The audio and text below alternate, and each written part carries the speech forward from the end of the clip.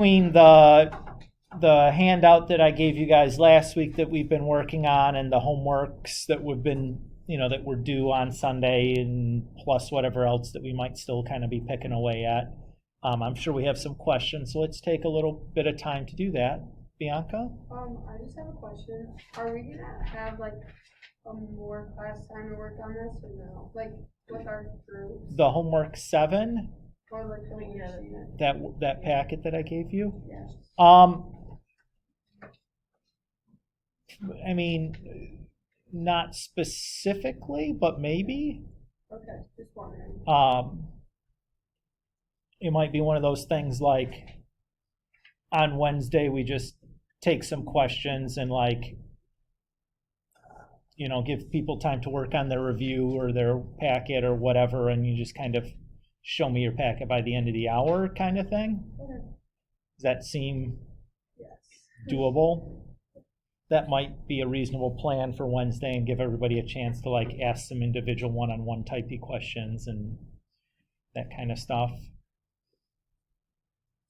Okay. What else do we have questions-wise from you guys? Landon? Can you do the first, number 1, the first part of chapter 6? Or Homework 6? Sure.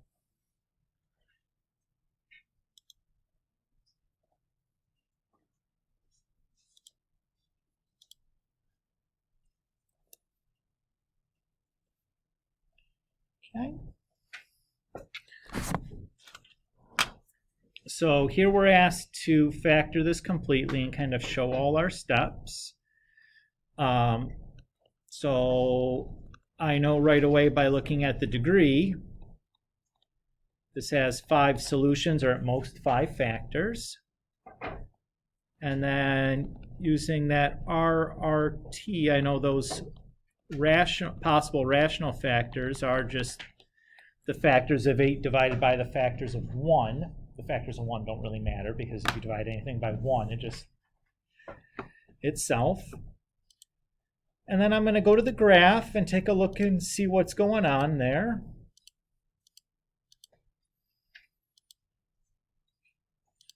And see what we can discover there. So x to the 5th plus 4x to the 4th plus x to the 3rd minus 10x squared minus 4x plus 8.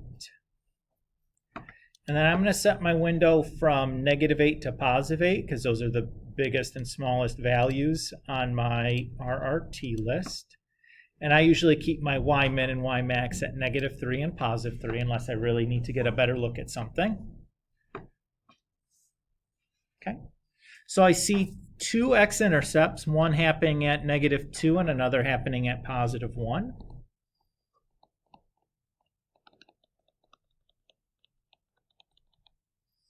Now, both of those are on my RRT list, so I know both of those are rational.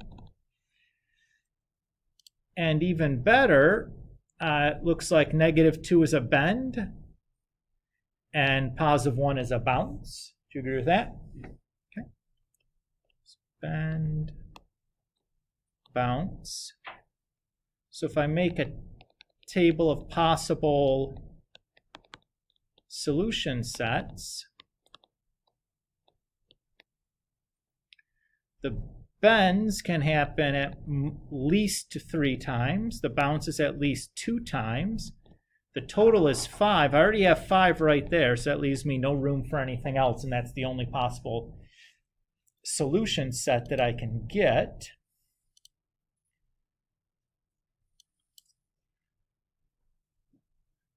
So let's do our synthetic division to kind of confirm that. So I could start with either -2 or +1. It doesn't really matter. I'm going to start with -2 because that was the first number I wrote down. There's no good reason for me to start with that one, though. And are we okay with how to do the synthetic division, Landon? Yeah. Okay. Again, I just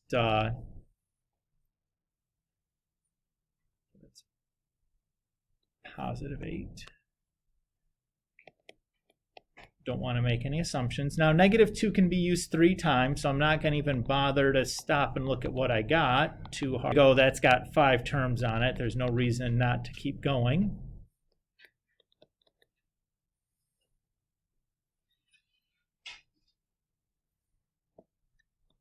My goodness gracious, Mr. Gulick. That's a 6. That's 2. And again, that's a bad combination of things. There's no reason not to keep going. Now here I could stop because the piece I have at the end is quadratic. So let's go ahead and just do that.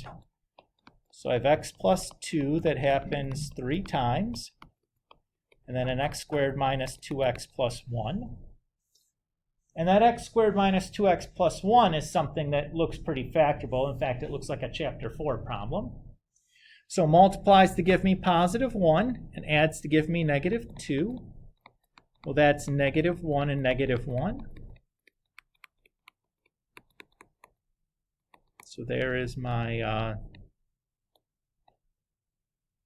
factored form there. And again, you could have written that with the exponents is fine. But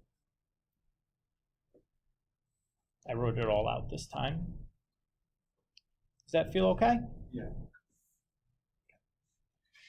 And obviously for part B then, or the number 4, you're just setting each piece equal to 0 and solving. So your solutions would be negative 2, which you get 3 times, and positive 1 that you're getting twice, which we kind of knew already, even before we started doing the division, that was what was going to happen. Because there's nothing else in our table other than those solutions.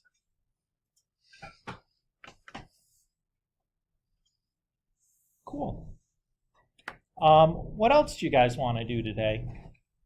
Lily, do you have a handout? I have a question. Sure. Can you do number 3 and 6? When I was doing them, I was really confused. Yeah, on the same sheet. Yes. I put it on your desk. All right.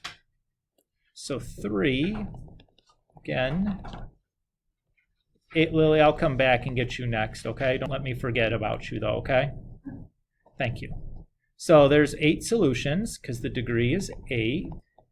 And the RRT, since, again, the leading coefficient is 1 on factors of 8. Oops, sorry, 16. And then we'll go to the graph and take a look at and see what we got going on there. Now, I'm in luck because, like a smart teacher, when I did this problem last hour, I left the equation in my calculator so I don't have to type it in again. Ha. So there in y1 is our equation. I'm going to set my window range from negative 16 to positive 16. So the x min is negative 16, the x max is positive 16, and then I'm going to hit graph and take a look and see what I have. I'll probably need to zoom this in a little bit because negative 16 and positive 16, that's it's pretty spread out. If I were to take a look, it looks like maybe we have x-intercepts at negative 1 and negative 2 and positive 1 and positive 2, but it's kind of hard to tell because things are so spread out. So I'm going to change my window and go, say, from negative 3 to positive 3. I'm going to do a little bit more in case there's a bend or a bounce at negative 2 and positive 2 so I can see what's going on there. And I'm glad I did. So I have a bounce here at negative 2, a bounce at positive or negative 1, a bounce at positive 1, and a bounce at negative 1. I said all the wrong numbers there, Ava, but you knew what I meant. I hope the right numbers here.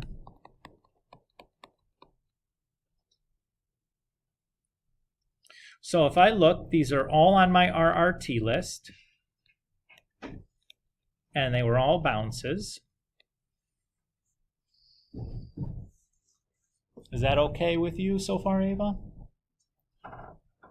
I actually have a question. When I put this equation into my calculator, it wasn't touching the x-intercept at all. So it might have depended on the window that you're looking at. So if you were looking at it from far away, there's like a pixel issue where the screen doesn't have enough, like the graph gets too steep and it doesn't have enough pixels and it doesn't know what to do, and it might give you a bad picture like that. Oh, okay.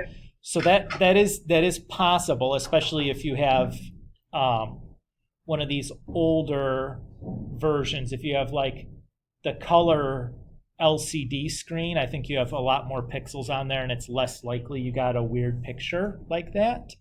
But if you have one of the ones with the black and green screen, you have to be a little bit careful there because they're limited. I have one of the new ones, but yeah, it might just be that I wasn't zoomed in. Yeah, I understand the window. Yeah, it could just have been a bad window. Because then again, when you saw the first picture of mine, it looked like they weren't quite touching. Yeah.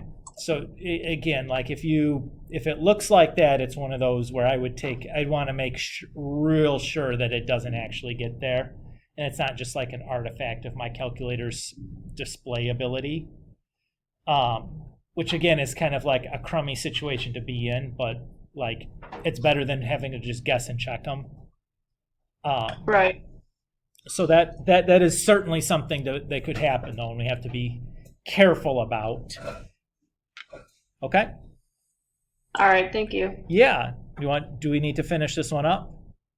I don't need to. I just tried it again, zooming in, and it's touching the x-intercept now. That was Yeah. my only issue. Yep. No problem. Again, that's a good thing to find out about though before we get to a test or whatever, right? Is that Yeah. we just sometimes have to be careful about that. And there's no good, there's no way you'd know that without having just run into the problem beforehand.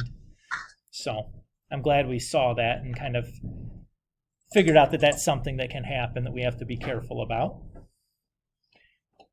Thank you. You're welcome. Does anybody want me to finish up number 3 here? I'm happy to do it if you want to do it. Yeah? Okay. That's fine. We're deep into it already, so it's no big deal.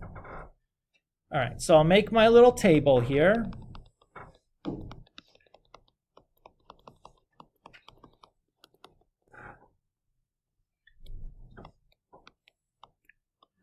But again, this is a pretty easy situation because since they're all bounces, that's the minimum times a bounce can be used.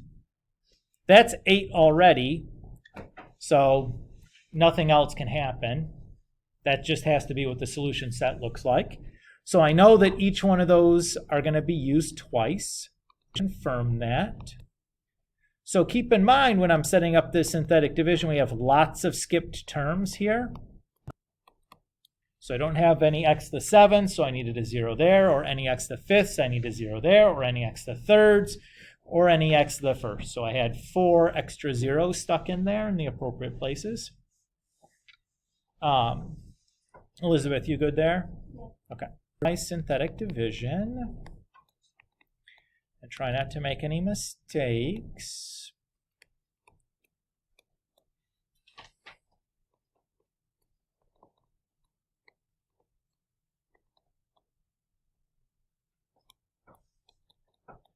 And I know that everything can get used twice, so I'm going to go ahead and just use -2 again. I got a pretty gross looking, like still have 8 terms there. Very helpful to me.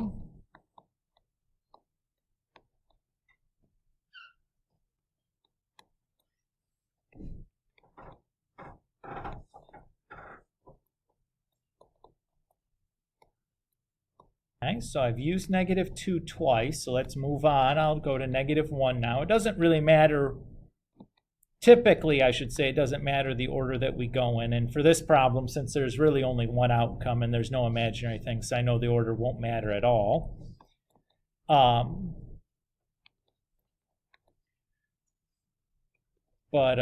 Yeah, so we're just going to kind of keep going.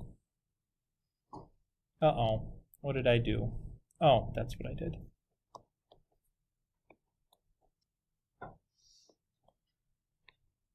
There we go.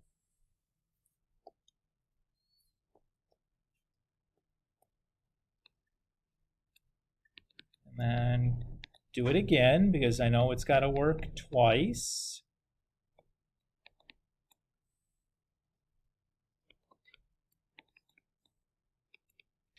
So now we'll go to positive 1. Again, doesn't matter whether I went to positive 1 or positive 2 there, but I'm just going to kind of continue going in. You know, do Caitlin, Elizabeth. Or you could do another synthetic division if you wanted. I'm going to just go ahead and stop here, though.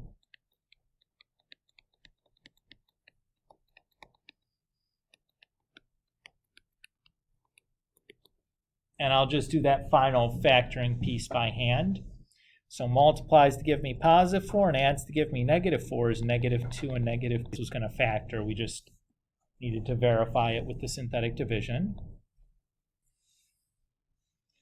You're welcome.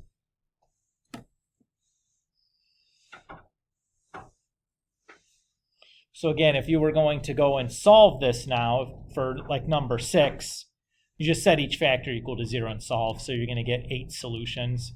Negative 2 twice, negative 1 twice. You know, no big deal there.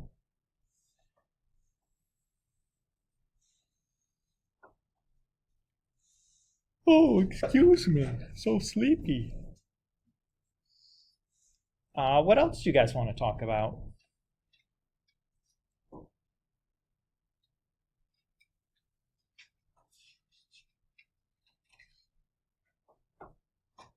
Landon. Do you want the problem from the packet? Sure. Which one do you want to look at? I guess 2. 2.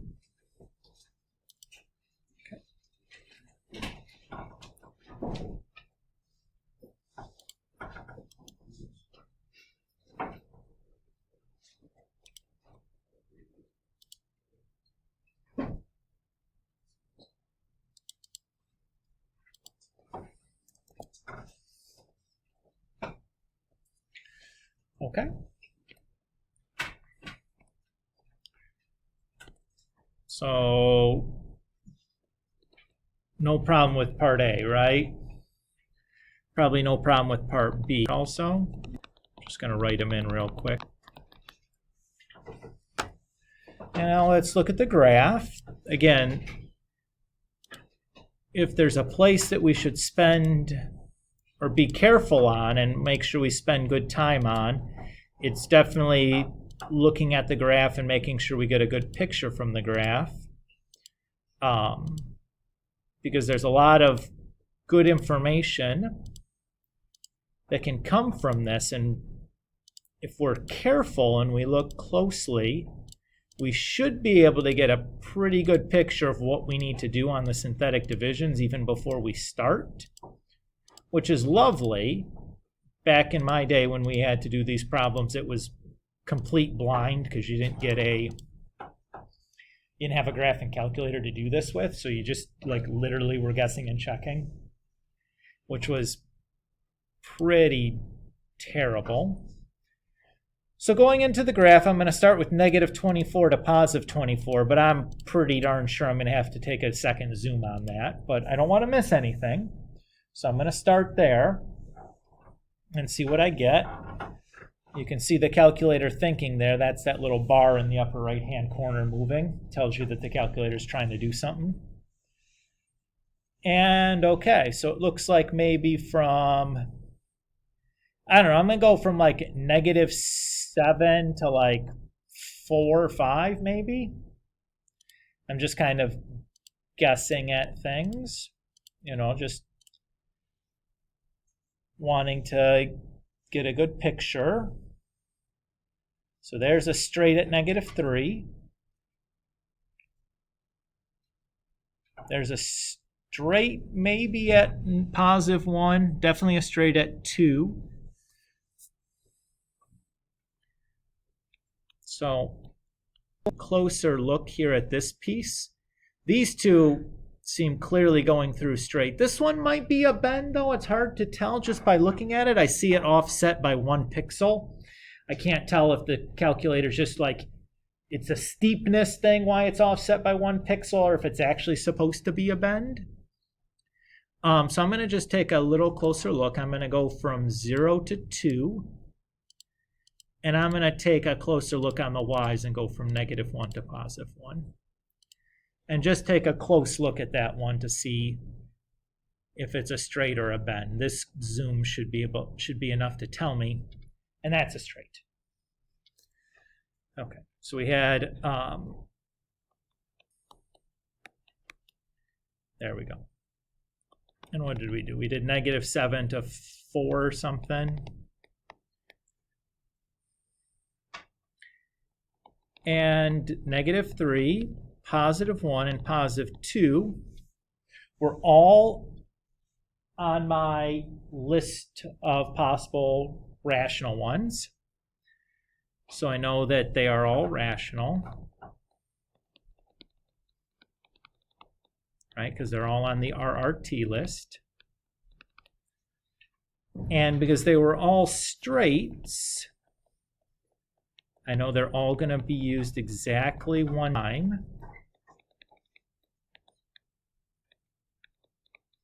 I couldn't see any other irrationals, right? There are no other x-intercepts on my graph. So that means I'm going to get 4 imaginaries out of this. Guaranteed, got to do it. Now this is one of the potentially hard situations here, because if my 4 imaginary solutions are coming from like 2 binomials, like x² + 1 and x² + 7 or something like that, no big deal. The order in which I factor them down shouldn't matter. However, if one or both of those sets of imaginary solutions are coming from a trinomial, there I have to be real careful about, because if it's just 2 trinomials with no relationship to anything else, I'm not going to be able to factor that by hand any further, unless one of them is part of like a difference of 2 or sum or difference of cubes, in which case then I'm going to be able to do something with it, but I have to be careful and not divide off the linear factor beforehand. So this is one where the order in which I do the synthetic division may become important. And I think some of you probably already noticed this. Did we figure out which one had to come first? We don't know. That's okay. So let's say we did +1 first. So I have 1, 3, 0, -9, -27, 0, 8, 24.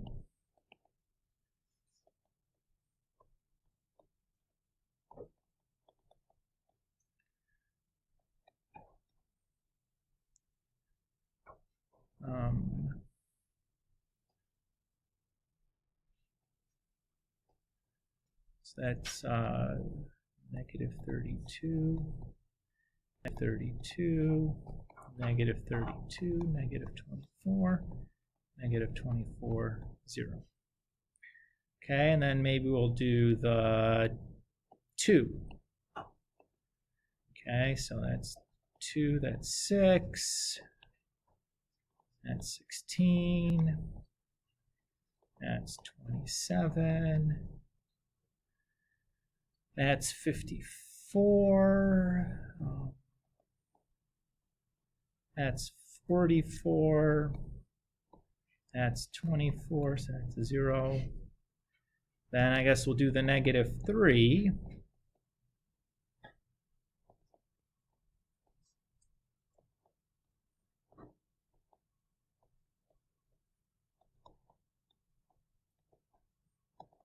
And that worked. But the problem is, what we're left with at the bottom is a 5-term polynomial, and we got nothing to do with that. So it's likely we just picked the wrong order to do this in. What would happen if -3 first? If I remember this correctly, I think this is the one to work.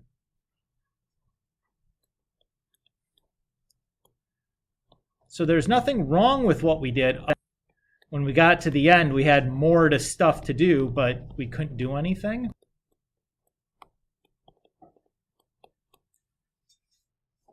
So when I did the -3 first, look at what happens, though. What I'm left with is this 3-term polynomial that's in the quadratic form. And this I can go to the factoring tree with. So this was the trick on this one.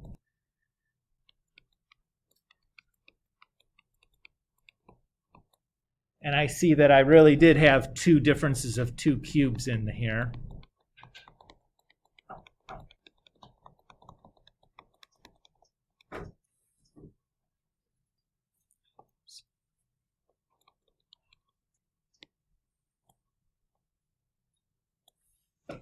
And that's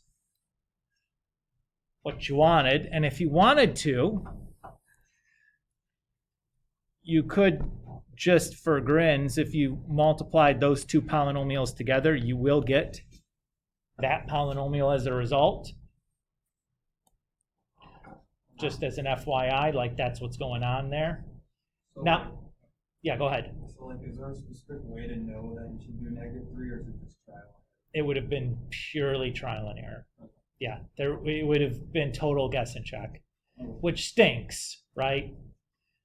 But the point of this worksheet was to point out like some of the issues that are still left with this method, and not to give you the idea that like, oh, factoring polynomials is all the way figured out. It's not. And there are some cases it's like impossible to have it all the way figured out. So there's some things that happened on this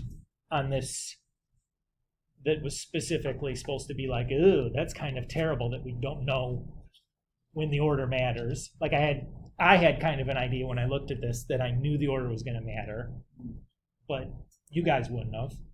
And it would have been like, probably do whatever order you did and get stuck. And maybe even you start with -3, but didn't notice that like, hey, I got a 3-term polynomial there. I should stop right here, go to this by hand. Lily, I forgot about you because you didn't butt in. Yeah. Okay. Okay, so what do the numbers inside the table represent, Lily? Like 1, 0, 4, 7. Those numbers are like. So, yeah, if we're talking about this table right here, what do these numbers inside the table represent?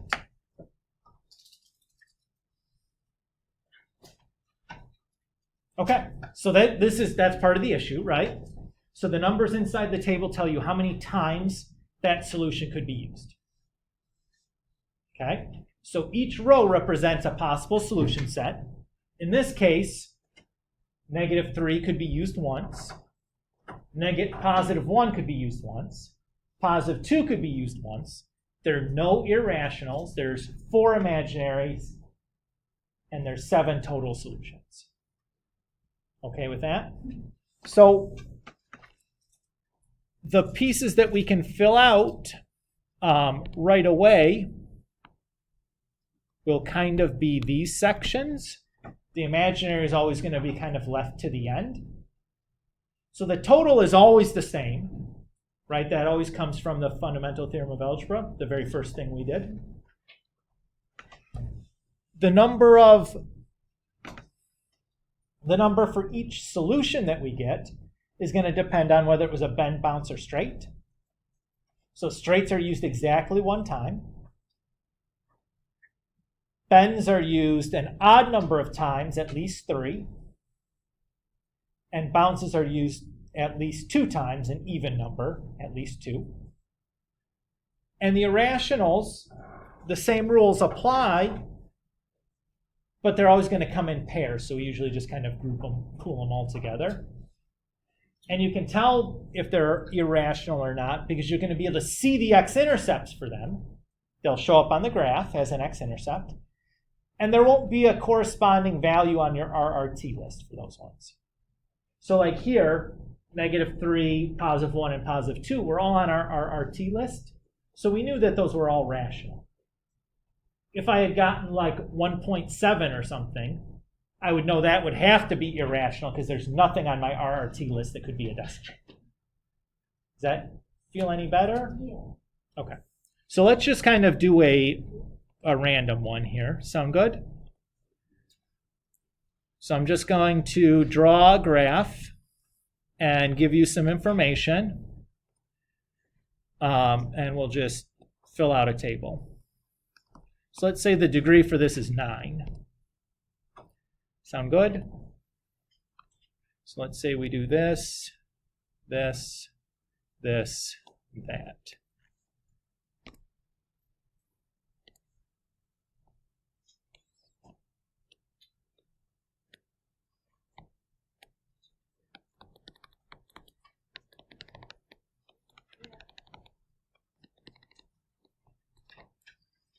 Okay, so let's say those are our x-intercepts. Sound okay? So -1 is, or -3, is that a bend, bounce, or straight? That is straight, goes straight through. -1, bend, bounce, or straight? So that one's a bounce. So like when it hits the x-axis and comes back the same direction it came from, that's a bounce. +2, is that a bend, bounce, or straight?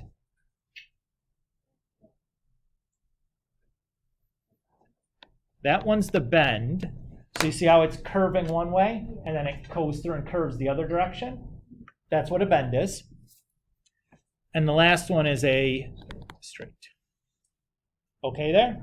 And now let's say that all of these are rational. Let's say we looked at our RRT list and all of them are on there.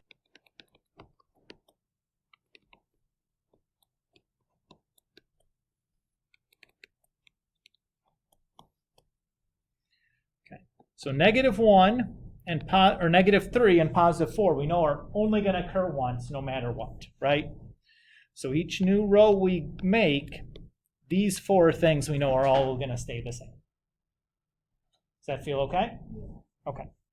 So the bounce, the minimum number that could be used is 2. The bend, the minimum number that could be used is 3. I have 1 plus 2 plus 3 plus 1 is 7. So I would need 2 more imaginaries to get to 9. Okay? But because there's some imaginaries, there's like some slack in my solutions. So I could also have had maybe this one could have been used 4 times. And this one could be 3 times. That would leave 0 space for imaginaries because now we add up to 9. But if this one stayed 2, this one could have become 5. And again, that gives us 9, leaving me no room for imaginary. So there's 3 possible outcomes. Does that help at all? Yeah. You're welcome. Again, like talking through and remembering what the numbers in the table represent and how we're getting them, or what are the possible values that I could plug in there, helps to just kind of reconnect things, right? Okay, great. Last call on questions from you guys. Okay, very good. What I'd like to do now is I have your guys' homework quiz for this chapter ready. So I'm going to put the homework quiz in the content library for you guys here in just a moment. To do the homework quiz, you guys will want to move the homework quiz from the content library into your own section of OneNote. You can do that by, in the Pages block here, just right-clicking on it and doing Copy, moving to your section of OneNote, and then doing Paste. When you finish the homework quiz, you'll export it as a PDF like we did before and turn it into the Dropbox on PowerSchool that I'm going to finish making here in a second. After that, you'll see that the review for Chapter 5 is also in the content library in PowerSchool, so when you finish, you can start on the review. Or if you have other homeworks that you kind of need to get caught up on, you could do that as well. And then we'll talk a little bit about the test format here before we go. Everybody got a good idea of what's going on? Okay. Is that today or Sunday? Yes, due today, before you leave. So I have just synced my notebook, so if you go to your content library and sync again, it should pop in there right away. Bianca? Do you possibly have an extra? Yeah, sure.